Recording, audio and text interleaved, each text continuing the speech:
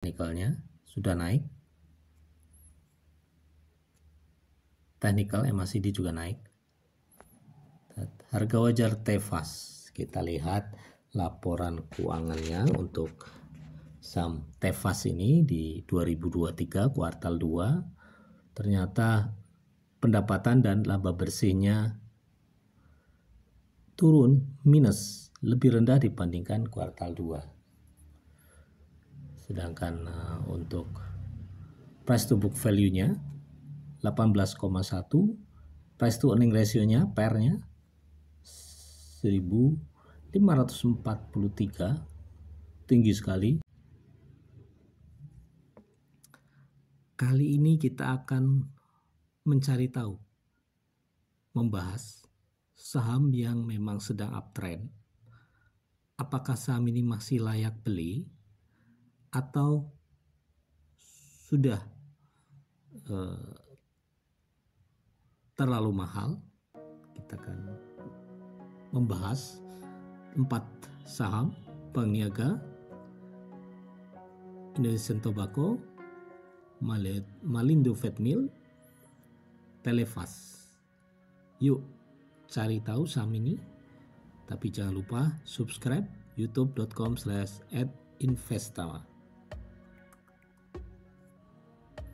Kita mulai dari yang pertama, saham Bank Niaga. Kita lihat dulu price-nya, harganya, chartnya.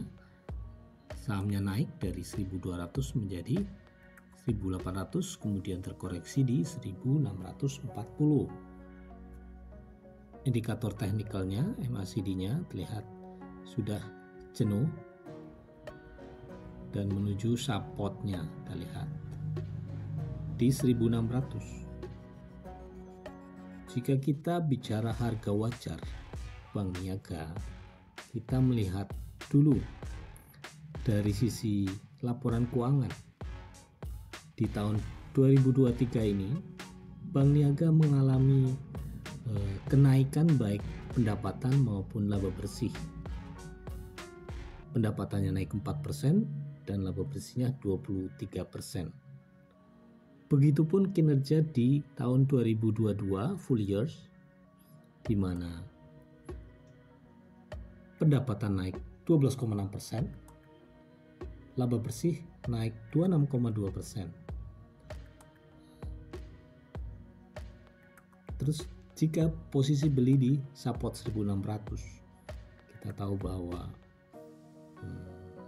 saham Bank Niaga ini punya price to book value di 0,92, price to earning ratio di 7,41, kemudian debt to equity ratio-nya di 9,27%, kecil. Dan di tahun 2023 ini, 2023, rasio dividennya cukup tinggi, 13,5% dibandingkan harga saat ini, walaupun kita menggunakan harga 1.600. Jadi harga wajar Bank Niaga masih lebih murah dibandingkan saham di sektor yang sama, yaitu keuangan, perbankan. Kemudian support terdekatnya di 1.600, dan secara teknikal masih bisa masuk lagi, tentu saja jika Anda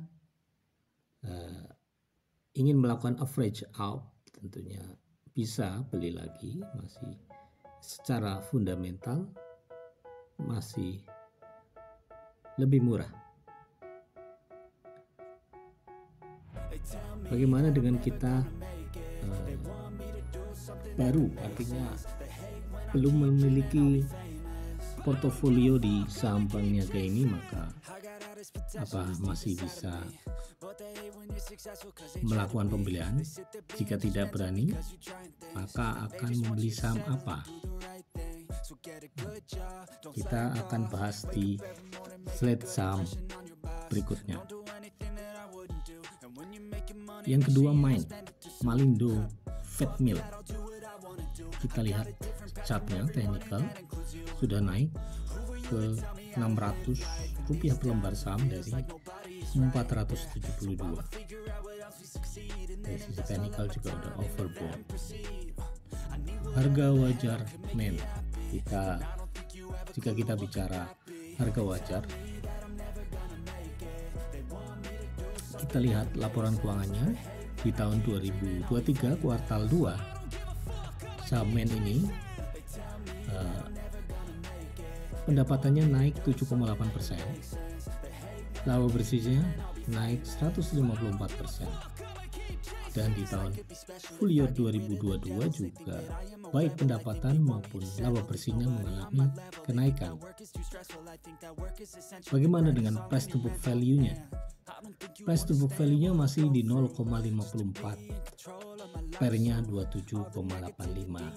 PER-nya sedikit tinggi, tapi price to book value-nya masih rendah.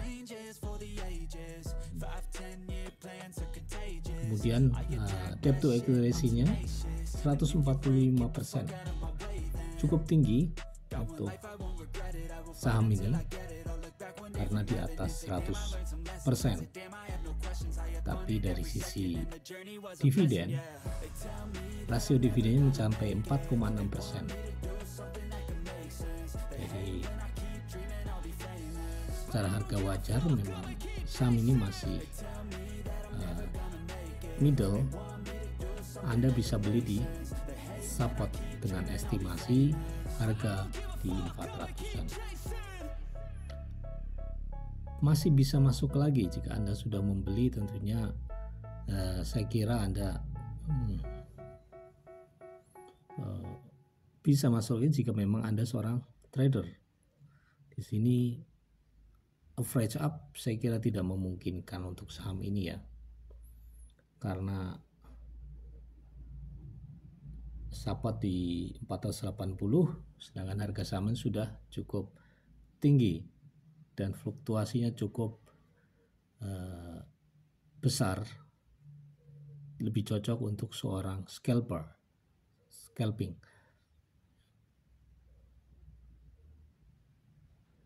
Meskipun PBV-nya kurang dari 1, saham ini bisa dikatakan tidak murah lagi karena PER-nya juga cukup tinggi. Terus bagaimana jika Anda tidak berani masuk, beli saham apa? Kita bahas saham berikutnya, saham ITIC, Indonesian Tobacco.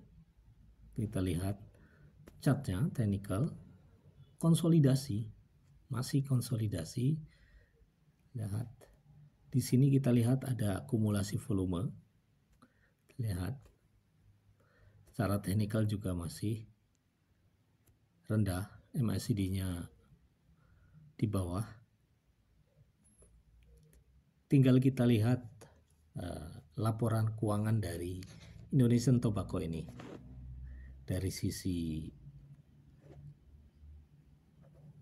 laporan keuangan tahun 2023 kuartal 2 dibandingkan 2022 kuartal 2, laba dan pendapatannya naik. Pendapatan naik 9,6% dan laba bersihnya 34%. Dan untuk tahun 2022 full year, baik pendapatan maupun labanya juga naik cukup tinggi, laba bersihnya naik 78,5%. Bagaimana dengan posisi beli? Kita lihat jika price to book value-nya 0,7 masih rendah, price to earning ratio-nya 9,98 masih cukup rendah, ROE-nya 6,57 tidak tinggi, harga wajar, baik PBV maupun PER masih murah, dengan debt to equity ratio-nya 28,5%, saya kira masih wajar, karena masih jauh di bawah 100% ya. Tapi rasio dividennya 1,8%. Jadi, jika dikatakan murahkah saham ini, saya kira middle masih ada potensi untuk naik karena laba bersih dan pendapatannya juga masih naik. Ada support di 385 di sini jika Anda ingin membeli. Jika tidak berani masuk, beli saham apa? Kita lihat saham berikutnya. Saham Televas Indonesia. Kita lihat teknikalnya sudah naik. Teknikal MACD juga naik. Harga wajar Televas. Kita lihat laporan keuangannya untuk saham Televas ini di 2023 kuartal 2. Ternyata pendapatan dan laba bersihnya turun minus, lebih rendah dibandingkan kuartal 2. Sedangkan untuk price to book value-nya 18,1, price to earning ratio-nya PER-nya 1543, tinggi sekali. ROE-nya 0,653, kecil sekali. Debt to equity ratio-nya 36,9%, masih sedang. Ya, jika ingin posisi beli di support, tapi dilihat dari fundamentalnya saham ini kurang meyakinkan. Jika tidak berani masuk, beli saham apa? Kita lihat dari 4 saham ini, kita akan melihat kesimpulan. Bank Niaga, meskipun sudah naik tinggi, valuasi saham ini masih lebih murah dibandingkan saham di sektornya secara teknikal maupun secara teknikal masih terkoreksi. Malindo Fatmail, valuasi fundamentalnya masih dalam rentang harga wajarnya di kisaran 500 per lembar saham dengan posisi teknikal masih terkoreksi. Berikutnya ITIC, Indonesian Tobacco, baik rasio PBV maupun PER masih murah dengan melihat potensi pertumbuhan perusahaan di masa mendatang. Kita lihat tadi kan pendapatan dan labanya naik. Bagaimana dengan Televas? Kenaikan harga saham tidak diiringi pertumbuhan, sehingga saham ini masuk ke radar saham gorengan. Itu tadi pembahasan videonya untuk ini adalah materi-materi tutorial saham untuk pemula. Ada cara menghitung harga wajar saham, ada mekanisme jual beli saham untuk pemula, ada cara trading saham dengan Fibonacci retracement, ada cara analisa saham IPO, saham yang baru listing di bursa. Kemudian ada juga cara download data saham via Yahoo Finance. Kemudian ada sini analisa teknikal metode chart pattern, ini tutorial cara valuasi saham dengan PER, EPS, ROE, dan ini adalah pembahasan mengenai IHSG jalan di tempat. Saya kira ini dulu kali ini.